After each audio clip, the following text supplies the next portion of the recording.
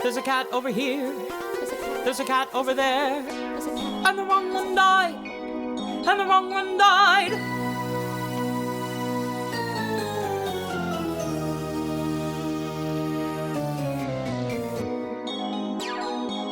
Welcome to The Wrong Cat Died, the podcast breakdown of the catastrophe. I'm your host, Mike Abrams, and today we have another amazing guest. Most recently, you may have seen her on Broadway as an ensemblist in Mean Girls or as Karen on the Mean Girls National Tour, but she's here today since she was a member of the 2016 Broadway revival of Cats, covering Bombalurina, Cassandra, Demeter, Jennyanydots, and Tantomile as a swing.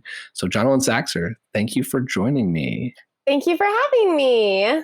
So I'm really excited to talk to you because the whole concept of a swing is fascinating for me as someone who can't imagine doing one of the cats, let alone multiple. So I want to know, before you got the role, how familiar were you with the show? Like, had seen the 1998 movie? Had you been in a production at any other time in your life? Like, what was your familiarity? I had seen it once on the West End when I was about 6. And my family kind of collectively decided that we didn't like it. And so my family is a big musical theater family. However, we did not watch, we did not know, we did not listen to Cats. So I think I saw like maybe one professional theater company do it when I was maybe in middle school or high school. But other than that, I didn't know it at all. And when I got hired into it, I actually had to ask a friend next to me while I was watching the show to please point out Cassandra, because I was supposed to be covering her and I didn't know what she looked like. Yeah, I don't think I still could do it. And yeah. I've recorded 20 plus episodes. It's a lot. But so you were 6 years old. I have argued that I don't think that age should be seeing the show because of the storyline of what happens in the show is very adult. Mm-hmm. But as a 6-year-old, did you kind of comprehend any of that, or did you just walk out with, my family didn't like it, so I'm not going to like it? Yeah, pretty much that. I mean, I think I would argue also that there are many adults who don't comprehend what's happening in the show either. So you kind of walk out being like, Skimbleshanks, they said his name a lot. I remember his name. That's my favorite character, which kids don't normally get the option of doing. You're like, what was your favorite character? And they can't really remember names because there was too much plot happening. But they're like, Skimbleshanks, they said his name so many times. I like him the best. Yeah. And they're really able to pick out those cats that they liked. My family just did it. We didn't appreciate it. My sister tripped a cat in the aisle because she had her legs sticking out and they fell. So yeah. So they were not thrilled either. They were not thrilled. No. It's a very fair point, because when I saw it, and again, I saw it as an adult, but I remembered Mungo, Jerry, and Rebel Teaser because they also say those names over and over again. Over and over again. And I was like, oh yeah, they steal. And that was all I remembered. I was like, it was a cool dance number and they steal. And it was a catchy song. Yep. But I did not pick up the plot completely. I had an aha moment towards the end where I kind of, and I don't think my interpretation of it is correct, but I had a way of how I'm interpreting the show. And it's kind of what has been the genesis of this. But I'm fascinated that you went as a 6-year-old. And I think you said you went with your whole family and you have sisters. Uh-huh. So are you the youngest, oldest? What were the other ages? Yes, I'm the youngest of 4. And I believe 2 of my older sisters were with me. My family was living in London for a little bit of time. So we saw a lot of shows on the West End and had a rotating stage is all I really remember about it. But we saw a lot and I don't really remember much of it because I was 6. Did your sisters also have the disdain? I feel like your parents might have just been like, we don't like it. And so you all kind of went along with it because of your age. But did anybody walk away being like, ooh, there was something there, or a part of it I liked? No, my family, including my sisters, especially my sister Randy, is very passionate about her dislike for cats. And as a younger sister, I kind of just either like or don't like what my sisters like. I wasn't about to be the one person in the family and be like, but the dancing's so cool. They would have been like, no, you don't know anything about musical theater. You're dumb. It's we listen to the Scarlet Pimpernel and City of Angels. That's what we listen to. So how did you break the news when you got your role to your family of cat haters that you're about to be on Broadway in Cats? Let me put it this way. My sisters and my family are very, very supportive and have come to see me in everything I do. Except it took two of my sisters finally admitted that they should see me in the show only after my parents had come and seen the show with my nieces. And my sisters made it just by my last weekend in the show. Wow. They kind of refused to come see it until my parents were like, she's singing solos. It's really impressive. You should go. And they're like, fine, we'll go. And it was my brother-in-law refused to see it. So he did not come. He never saw me in Cats. And he's seen me in almost everything else as well. I understand the level of poking fun at the show, but I've never really understood the hate behind it. Because, I mean, there are parts that I could argue, I don't like the writing. I think that the story, which is the whole thing I argue, is I don't think it was written correctly. But I didn't hate it when I walked out. I was mesmerized. I was confused. I was, and I, again, understood why it's easy to poke fun at. But I've never understood why people actually just like dislike it. Yeah, well, my family are also kind of, in their own way, musical theater snobs. They're very involved with community theater in our area. And they like to have strong opinions about musicals they know, unknown musicals they've done. So there's not a lot of, it's a fine musical, whatever. There's like, I don't like this song. This isn't good. We don't like this musical. Feelings in our household. Okay. And I think that's, as the outsider who just, I didn't go to a lot of Broadway. Indiana, which is where I'm from, gets 5 shows a year. And right. My mom, as a music teacher, would go to see those shows. And I was just like, oh yeah, that was entertaining. And some were better than others. There's definitely a couple things where I was like, what are we watching? Because I didn't know the history of a lot of them. But then when I moved to New York, I started going to see a lot. And I've very rarely, I think if ever, walked out and was like, God, where's my 2.5 hours back? I'm always like, there's something there. Like either a really strong performance or a dance number that was really impressive.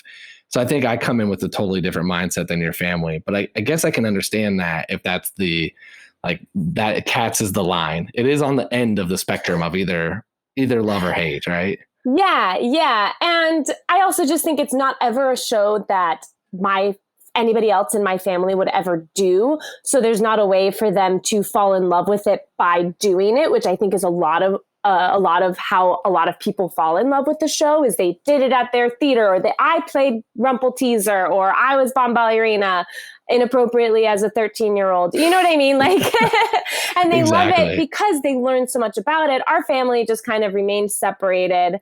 And we tend to hold shows that we've done ourselves as leads as better shows than others. It's just that community theater, musical theater family. What's the North Star from your family? Like, what's the show? Well, one of my mom's favorite shows is The Fantastics. My dad is a big Scarlet Pimpernel, Jekyll and Hyde lover. What are some of the other? I mean, we love the classics, Carousel. And I mean, one of my favorite show is probably The Book of Mormon. Me too. Yeah. Yeah, it's brilliantly written. I think it's hilarious. Yep. And again, like I, as a fan, have enjoyed some of these things, but as the classics and some of these other things, I get why they're amazing, but I've also walked out being like, oh, that was super interesting. So I think I'm on the other end of the spectrum of your family is what it sounds like. Truly. And you're the normal theater going audience. You know what I mean?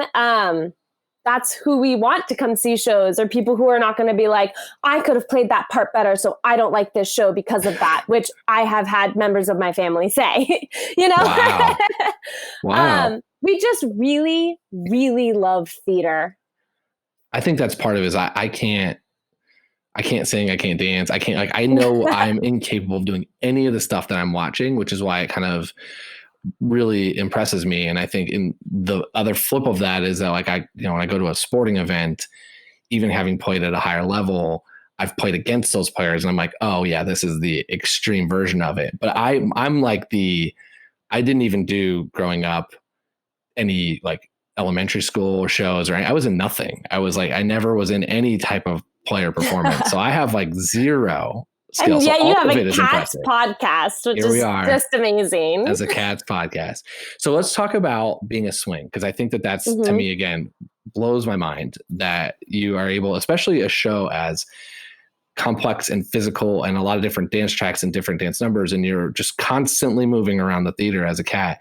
What was it like learning all the different tracks and being able to kind of perform? Was it 5 different characters? Five, yeah. And then I do have the follow-up question of like, what did they tell you about those 5 characters? Because each one has very different personalities. And I know that there was the 3 words with your cast, but so you have 15 words. Like, is that how you were taught? Like, is that like, how does that work? Yeah, well, Cats was my 3rd time being a swing, but it was a very different experience because being a swing in Cats is like knowing 5 different shows. Yeah. So there's not there with most shows, you learn a number and you just change where your position is and sometimes what side you do that on. But none of the dances in Cats are like that, especially with the revival. You know, you do an 8 count here and then 4 count here and another 8 count here, but not always two cats are almost never the same. And even when they are the same, like something might be slightly different because you might run into this set piece or someone's entering from there or you're partnering with someone different. So it was really lucky the way that I replaced in it because Cats was the first show of the shows I've done where they taught me the tracks one at a time. So I learned Bombalurina first, then Cassandra, then Demeter, then Tantomile, then Jennyanydots.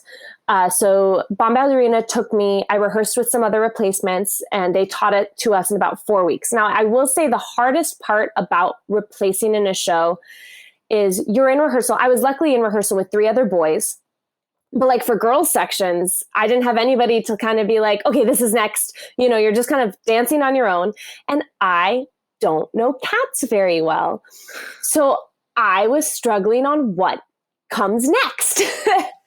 And it's a similar issue I had with my first show, Bullets Over Broadway, because it was a new show. And if you don't know the show, sometimes you're like, I don't know what comes next. I don't know what this song is. I've never heard this song, you know, which was true with some songs in Cats. I was like, what the naming of Cats, I think it wasn't until 2 months into being in the show, I finally was actually saying all the words correctly. You just kind of get thrown on stage and you're like, the name's insane. You know, you're just kind of like mumbling along, just like in the right spot, hoping for the best. Yeah. But then, you know, some stuff carries through. So like Cassandra, I learned in like a week and a half. Demeter, I learned in like 4 or 5 rehearsals. Tantomile, I was thrown into, I learned in a rehearsal and a half. And Jennyanydots took me about 1 rehearsal to learn. Wow. Yeah. So once you know the show, and I like to watch the show a ton, it starts to help learning the other tracks. I mean, swinging Cats is really just like understudying a bunch of principles. They're all principles in their own right. But like I would know things that Demeter would do because as Bomb, I'd be on stage and I could look to my right and be like, oh, Demeter's there. Yeah, I mean, that's the part that kind of fascinates me is that there's those 2 cats do Macavity together, and it's just like one day you're on the left and one day you're on the right, and I can't even fathom that, like being able to kind of keep to that track, singing the other half of the song. I mean, like you have to know the whole song. Yes, it is those 2 definitely pose that special thing where you have to kind of know both parts. And there was one day where a Sunday night I was on as Bomb and Madison, another swing, was on Demeter. And just the way the chips fell the next day on Monday night, she was on for Bomb and I was on for Demeter. And we both were kind of like, why did we have to switch? And then you're kind of going to the other person's spot. I will say the hardest part is that Demeter and Bomb are in the Gumby Cat trio. And it's 3-part harmony. And they all start on the same note, and then you flip into your 3-part harmony. And so there's definitely were days where I was on as Bomb and I'm staring at the girl Demeter and like singing at her. And I'm like, I'm singing the same notes as you and I'm not supposed to. And I know I'm not supposed to be singing these notes. And in the booth and backstage, we would practice. I'd be like, I'll do Bomb, you do Demeter to our other swings. We're like, great. And then we'll do it again. And we'll be like, let's switch for the night show backstage practicing. But yeah, that was definitely its own chore in itself. That is again amazing and so hard to comprehend as someone who's just watching from the outside. So what were I don't we don't have to go into all 15 words, but what do you remember? What was like the part you kind of took away of this is the backstory I need to know for when I'm playing these characters? Yeah, well, definitely we got the 3 words, and I had note cards, and I would write the 3 words on the front of the note card to kind of keep them organized. I had like stacks of note cards. Red was Bomb, green was Demeter, yellow was Tantomile, whatever.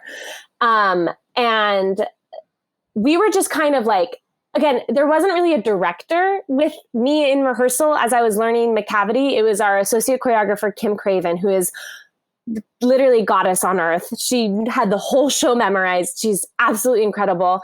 And she would just kind of be like, so this section, Demeter, you're singing at Grisabella, and like Grisabella was like involved with Macavity, but she couldn't get out, and like you were like raped and you have like PTSD, so you like sympathize with her, but also you don't like her and you don't want to be embarrassed around Bomb, and so that's kind of like what's happening here. Just is like what I was given. Yeah. I mean, that's how I've interpreted it. It's just crazy that it was just like so nonchalant. Just by the way.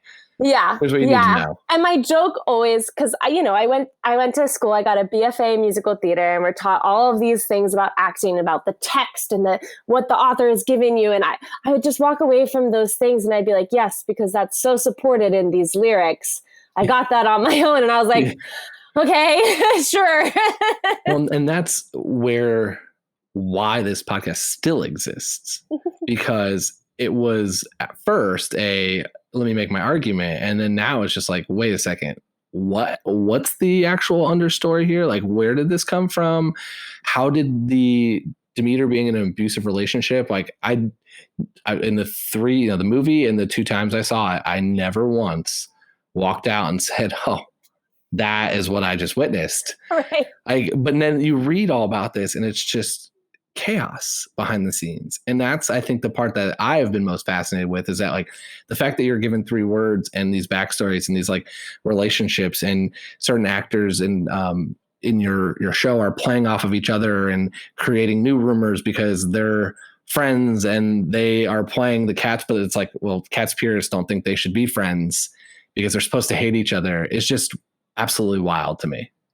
Yeah, it is crazy. And definitely like the original cast really dove into those relationships. And the difference of being a swing and a replacement is that you just kind of have to slot yourself in on like a daily basis. So you can't, the most I ever got to do is we had a couple of injuries and a girl leaving the cast all happen at the same time. And suddenly I was Cassandra for a month, which I was not expecting to happen. And I started to kind of like build moments with people, and because you have a certain amount of freedom. I mean, most of the time dancers, we don't get to play one character for an entire show, especially a well-defined character. Now, sometimes it's like, townsperson number 4 here, and then villager number 2, so it's really exciting. It's really fun to just kind of check that mind state, that set of mind, right? Yeah. To be in that state of mind and continue it for a whole show. Of course, you're going to develop relationships. And, as actors, when you're setting a show, if you have the freedom, like, you're not going to be close if you think a person smells bad all the time, or, you know what I mean? If you got in a fight back, usually you leave that stuff in the wings, but also like sometimes that just works it way. Or if your best friend joins the cast, or like swings when we would be on together, we could have a little bit more fun sometimes because we had done it in rehearsal together and we spend a lot of time backstage. Whereas when you're a swing with the normal person who's on every night, you have to be aware that you're not the person who does it every night and you don't want to change their show. So you have to really just fit into that slot to support the people around you so that the show doesn't change. Definitely. It definitely makes sense. So I've covered Bomb, Demeter, and Jennyanydots pretty deeply, but I have not covered Cassandra and Tantomile. So what were their 3 words, and what were you told about, like, what's their, like, I don't even know their backstory. I have done like very little research, and to your point, I probably could not point them out if you line the cats up. Well, Cassandra is all in brown, and sometimes if she's in a dark lighting place, you can lose her on stage. And sometimes I'd be like, "Where'd Emily go?" And they'd be like, "Oh, she's in that corner." I'm like, "I can't see her." Yeah.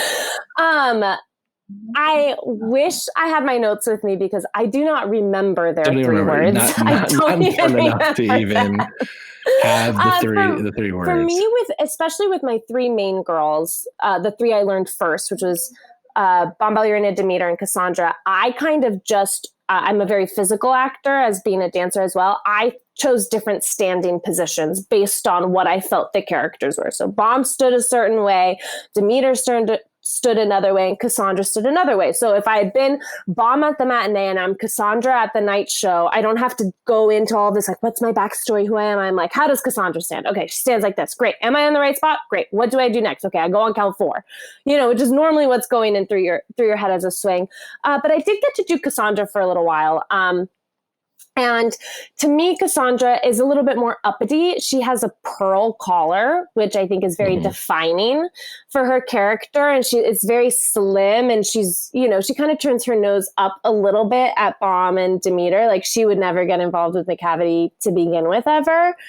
And she's obviously very well taken care of. And she is, I feel like generous was one of Bomb's words. I don't know, but she's that uppity woman who's like, yes, I acknowledge I'm nice to you, but I'm also better than all of you kind of feeling.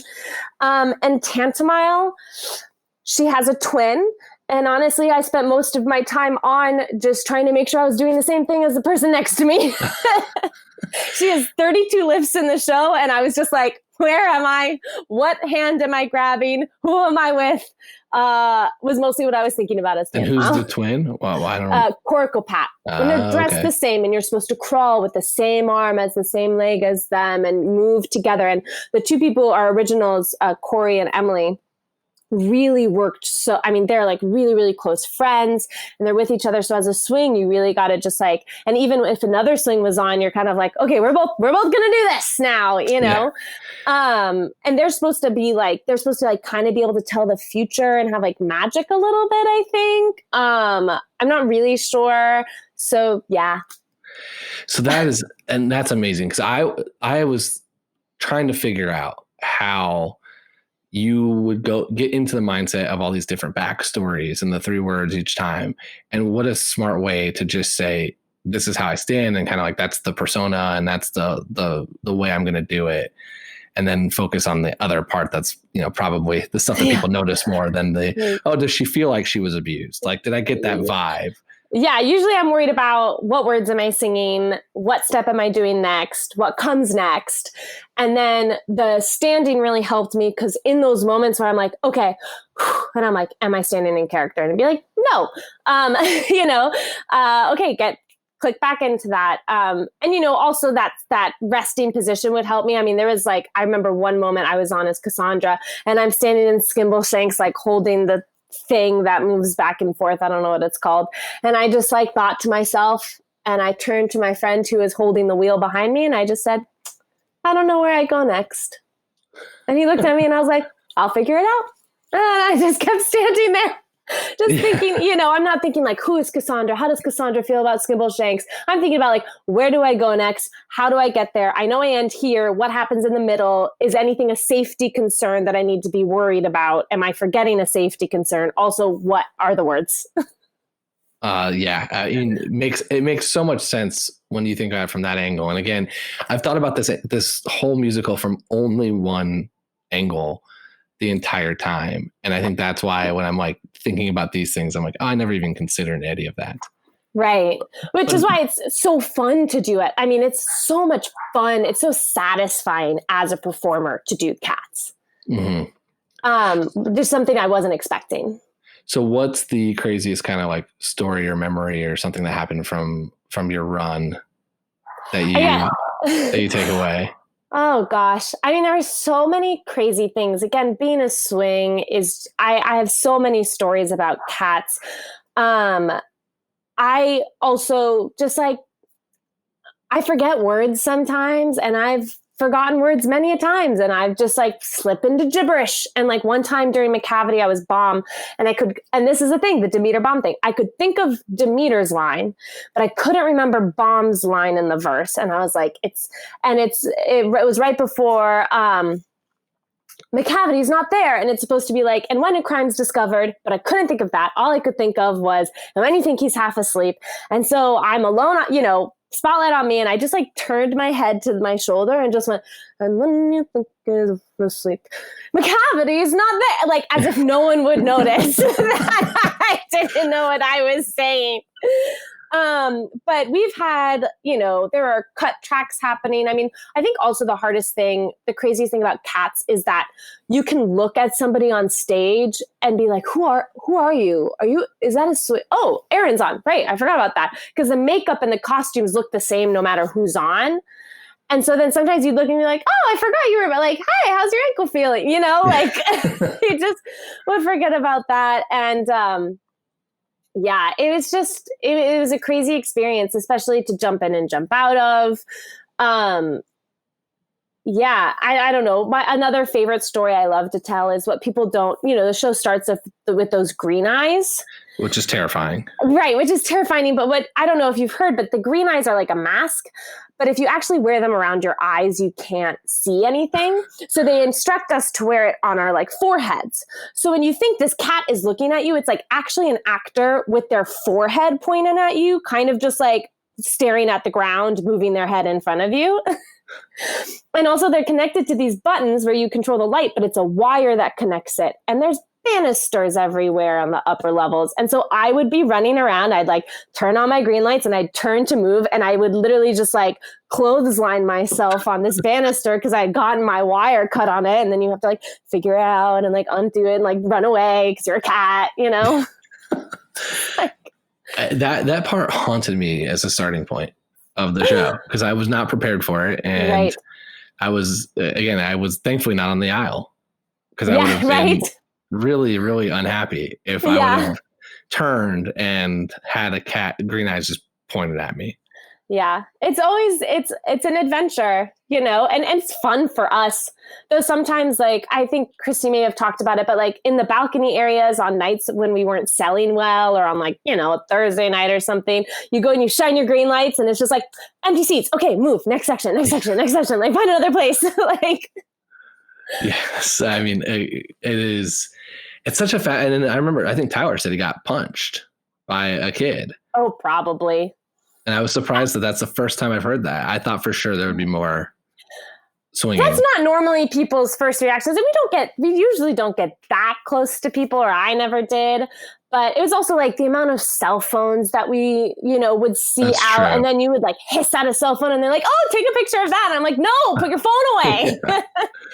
That is very true. I think I don't know who was beside my row, but got right in the person's face.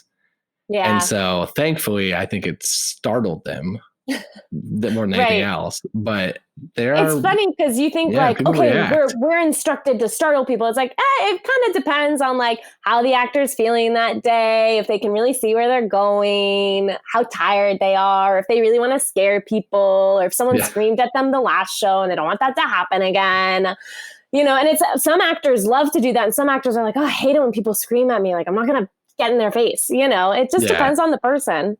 That's very true. Okay, I want to do a little bit of a rapid fire, which isn't that fast, so don't worry.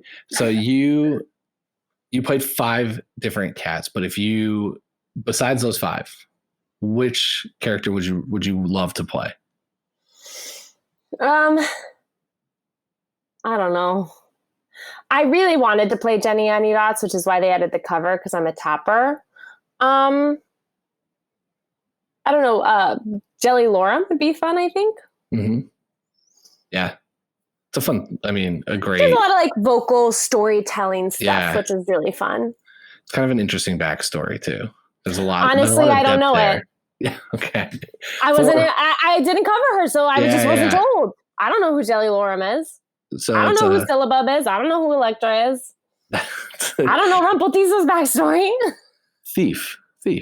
Klepto cats. Right. I just kept calling them the klepto cats. Okay, favorite and least favorite cat. Not actor, cat. Right. Favorite cat.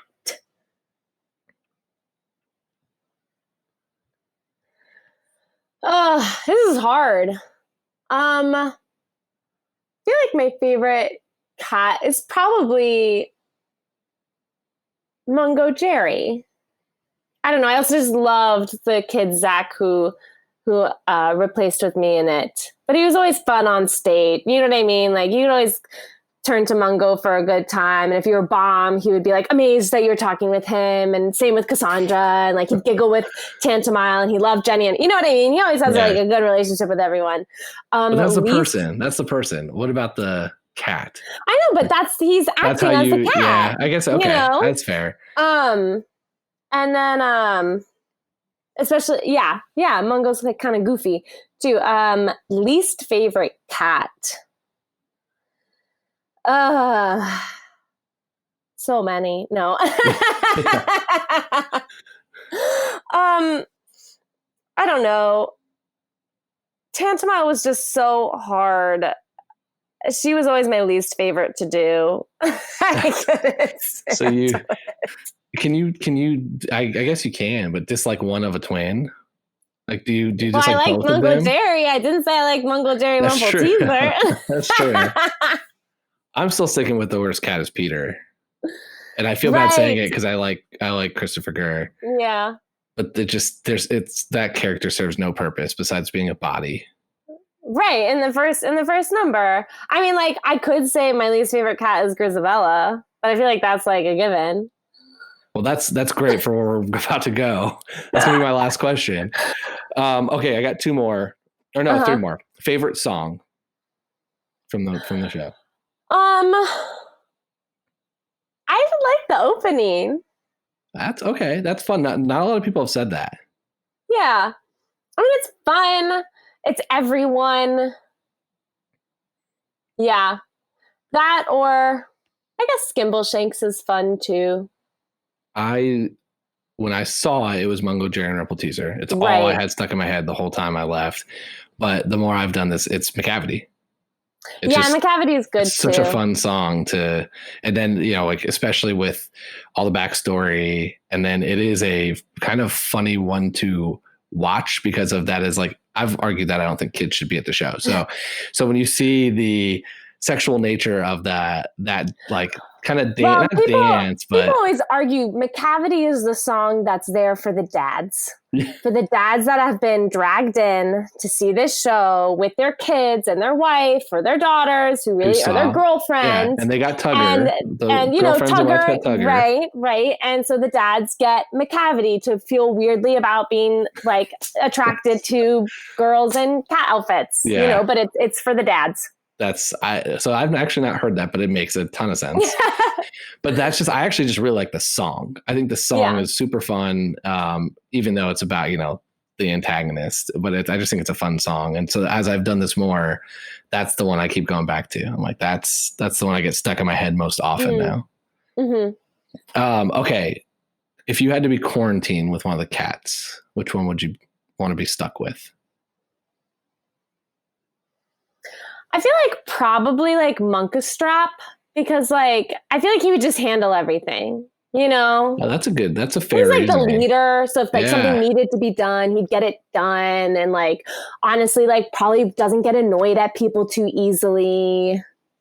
That's a good answer. I don't think I've heard anybody kind of rationale that. A lot of people, myself included, have said Mistopheles. Oh yeah. Because it's just fun. Fun. That's a very good. If like, you know, someone needs to make dinner tonight and Mistopheles is tired, like Monkastrap would make dinner. That was part of my argument for why I would be almost be okay with Buster Jones. Because I feel like he would just order a feast every night. Yes. Wouldn't really, he'd eat, pass out, and then you'd kind of have the space to yourself. And he's rich, so you'd probably have a really nice place. Yeah, very true. Very true. But Monkastrap is a great answer. Thanks. Okay, the last one. And I'll give the backstory of this, but I learned from, and I've asked everyone this because I think it's the coolest and craziest thing about the Cats fandom I've learned is there's a group of fans that have Tumblr accounts where they interact as if they are the cat in other scenarios of real life. And so if you were writing scenes back and forth with other Cats fans, which cat would you want to write as? Who would you want to embody?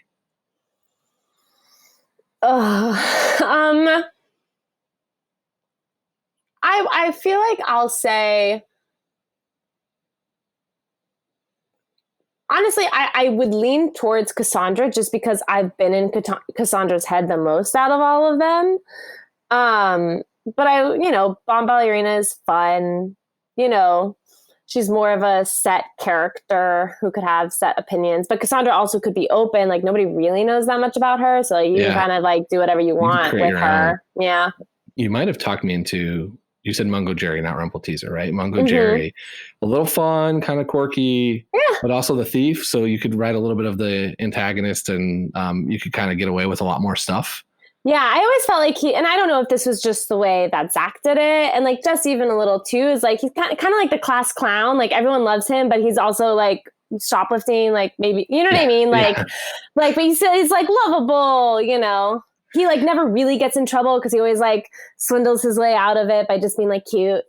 Yeah, that would be, again, that'd be a fun option. I've always said McCavity for that reason of it'd be fun to write the villain. In all the scenarios, but now I'm thinking maybe it's Mungo Jerry because you can kind of still write the same thing, but also have a little bit of fun with it. Yeah. Awesome. Okay. Now, my final question that I've argued at length, and the fact that you said that Grisabella might be your least favorite character gives me hope that you're going to agree with me. But I've argued that Grisabella should not have been the cat to die at the end. And I have very strong opinions of my one rationale why, but I'm curious if you agree with me, and if you do, who do you think should have died? And if you disagree with me, give the Grisabella defense. See, I think I'm going to disagree with you and say it should be Grisabella. So give me the why. Give me the debate. Well, the why, because like, I know it's like an audition to die, essentially, is the whole show. And, like, if we really think about like who has the best audition, it's probably Skimbleshanks, like they build a train, and he even like has a costume change, or like Mistopheles does magic, but like it's too young. And like Grisabella, just like the girl needs like a reset. She really just like, we need to just, like, she's upsetting everybody else by being who she is. She's upsetting Bomb and Demeter. She's making everyone frustrated. Deuteronomy is like, but love her. And everyone's like, why? And so it's like, just get her away. Just restart. Just have her die. But those contradict each other. Like, it's the best performance, but then the person that we're just tired of. So we're going to just kind of like give the gold medal here and the prize because we need to move on and our lives will be better. Is it really who is the best, or who, like, because I also think that, I don't know, to me, I'm kind of like, do these cats like know what they're auditioning for? Like, I feel like they don't really know what happens in the Heaviside layer. And so the kids are like, that sounds great. It's like, hey, you guys, we're going to audition to jump off this cliff, because after you jump off the cliff, like you'll be in heaven. It's such a great place where you get food all the time and sweets and candy. And kids are like, yeah, I'll jump off. I want to be the one to jump off the cliff. But Grisabella like knows what jumping off the cliff means. And so she's like, I do want this. And Deuteronomy is like, yeah, you actually do, That's an interesting take on it. I kind of love it. Because if you think about it, like Bomb and Demeter aren't really auditioning, they're storytelling. Like, they're storytelling. Yeah, I didn't have them as my choice. Like, I mean, options? I think Team Gus is the biggest out there. There's for the similar reasons of like, Worthy understands too, like they understand what jumping off the cliff means. Yeah. He's got it. I've looked at this. I've said this so many times. I've looked at this from a singular angle, which is I saw Leona Lewis, which made me think of the X Factor. And I thought, we're going to vote off of like an X Factor purely based off of popularity vote.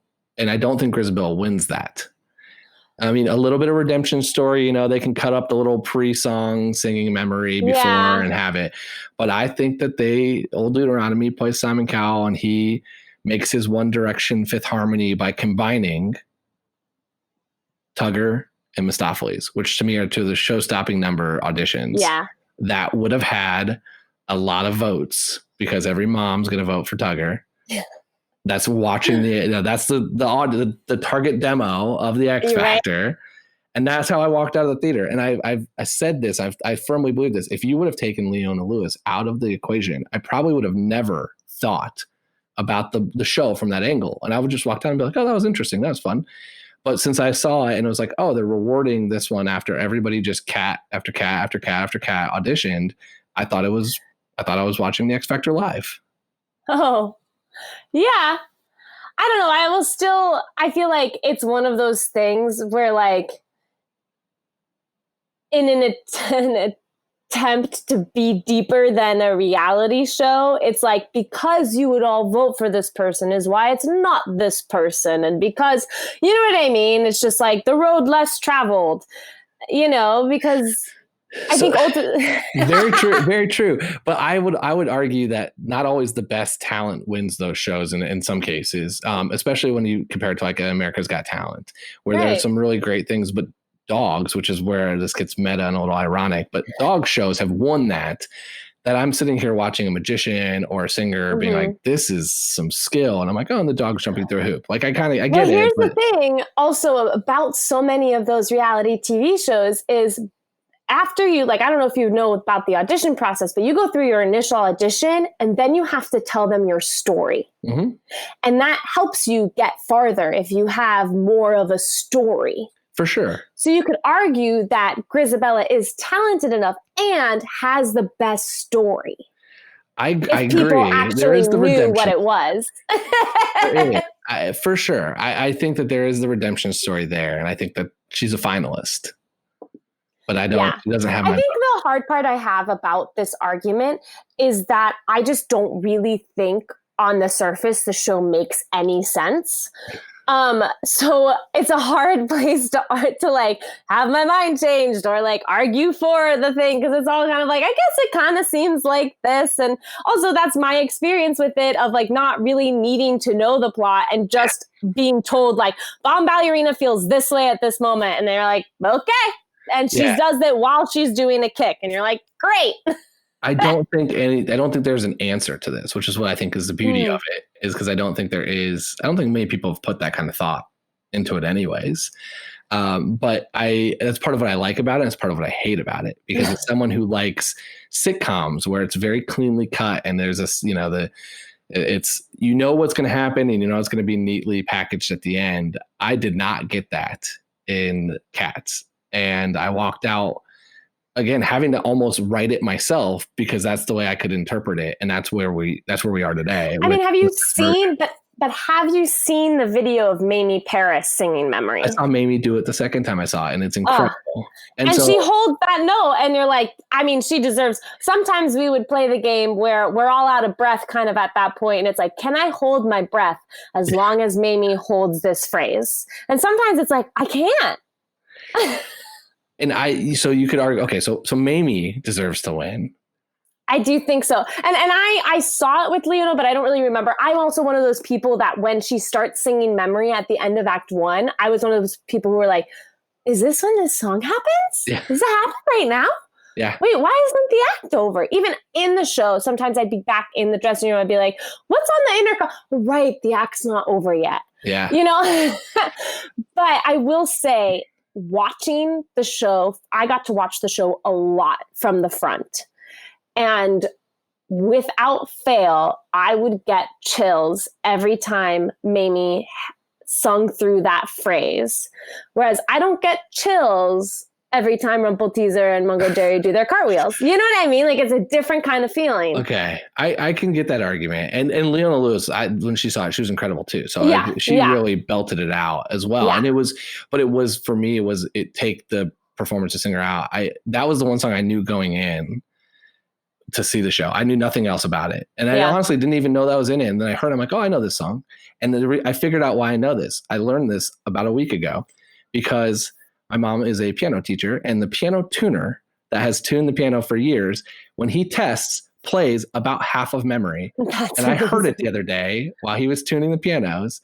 And I was like, Mom, did you tell him that I have a podcast about cats, or did he just play this? No, it's the one song he picks to play. So that's why I knew it, I think, more than anything. Mm-hmm. But I still, as I was trying to figure out, as I was trying to story it myself, like I wanted to write it myself, and I could not figure out any other loose connection to what was happening. And then as I walked out, I was like, that was like the way I wrote it. That was the wrong choice. That was the wrong choice. The way I wrote it was wrong. Yeah. But you make a compelling point, and Mamie makes it impossible to argue against her performance. But like, I still disagree. You still think it should be Gus? Gus, I think, has if you want to do real analysis and make an argument against Grisabella of like, this character is older, has lived a life, is ready to jump off the cliff, like you said, like Gus has the argument from logic. I know my argument's not logical. I'm very aware that my argument is one track mind from a very unique experience, but I'm sticking with it because that's how I interpreted it. And that's, I think, again, the beauty of the show is everyone can interpret it their own way and differently. And that's why people either love or, like your family, hate about it, because there isn't there. Your family, if I was with your family and they were like trashing, I'd be like, yeah, there was like no plot. I probably would have been right there with them being like, well, I can't believe you made me watch this. I mean, like, there's still a piece of me, and I'll say this honestly, because, you know, I've talked at length about my love for Cat and the company and doing it. There is a deep, deep part of me that just will never understand why it was made. like why? I've wondered the same thing. My answer is drugs. Yes, that's also my answer. Because I can't. I joked of when I saw it the first time. I originally joked about how Andrew Lloyd Webber pitched it. Yeah. And I talked about how it was just like comes up with this great idea, makes it X Factor. It was like centered around X Factor again, but it was like, oh, it was this, and then it was like, but wait, here's the showstopper. They're all dressed as cats. And it's like, why? And it's like, don't worry about it. No one will know, and no one will ask questions. Well, have you seen that interview with him where he says like people are like, so cats, it's about community, it's about this, it's about this. He goes, no, it's about cats. Yeah.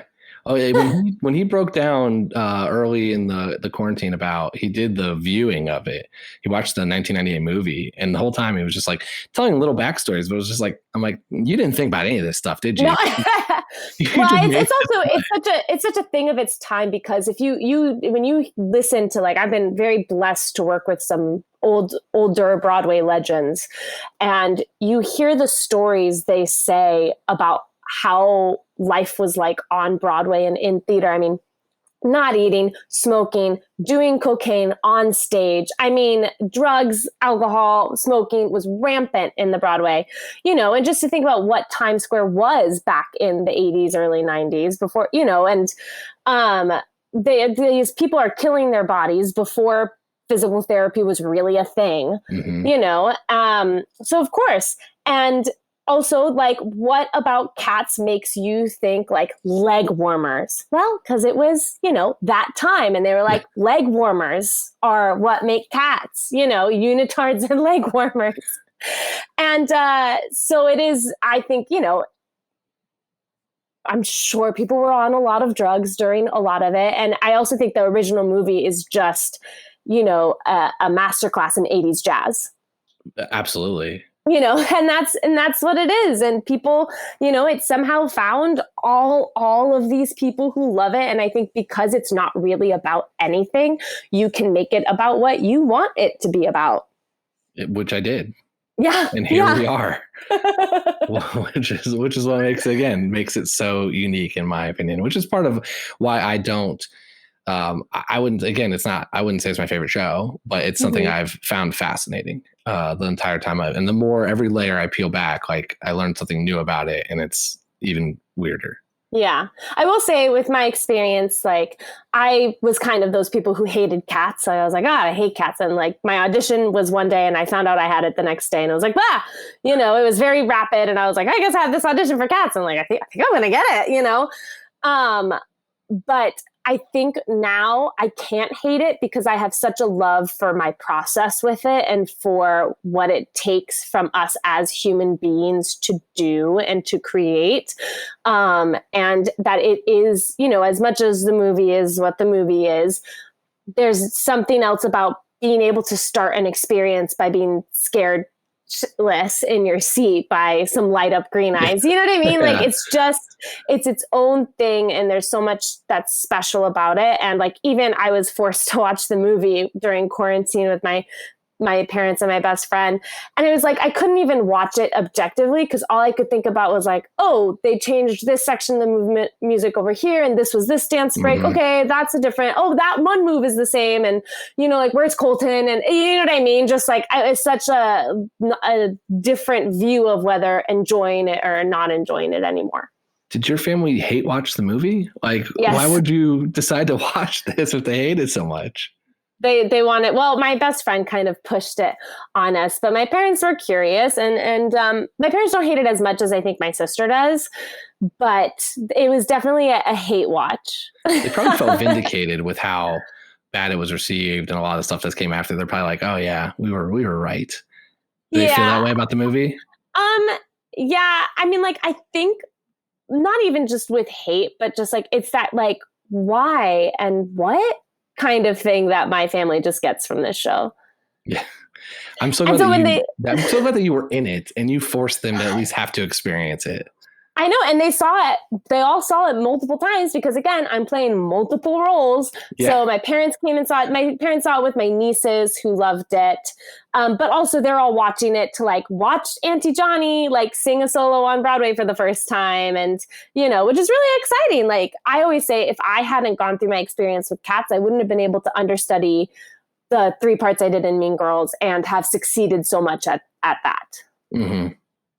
Yeah, I feel like it's almost a rite of passage because of how long it's been running that I expect someone to be like, you did Cats at some point in your life.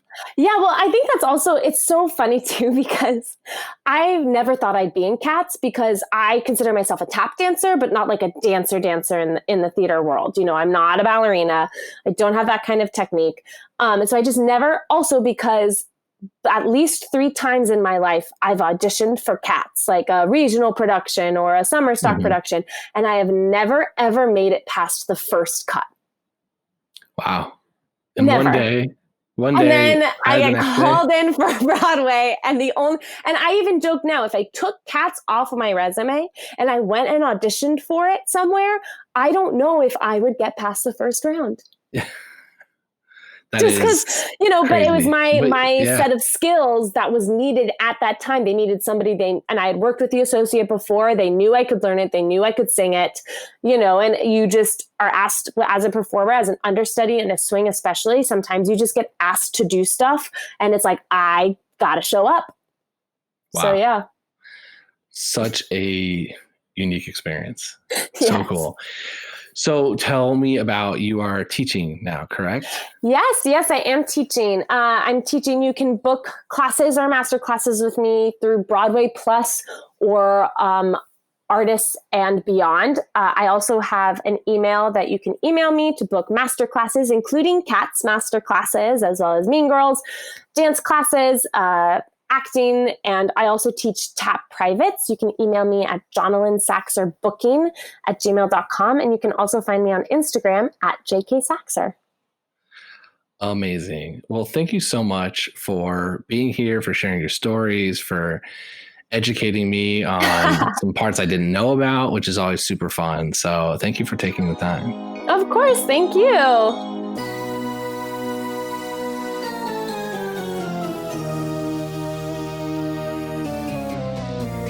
Thanks for listening to this episode with Jonalyn Saxer on The Wrong Cat Died, the podcast breakdown of the catastrophe. To follow along, you can subscribe on Apple Podcasts, Spotify, Stitcher, or anywhere else you listen to podcasts. Follow us on Twitter and Instagram at The Wrong Cat Died, or check out our website, thewrongcatdied.com.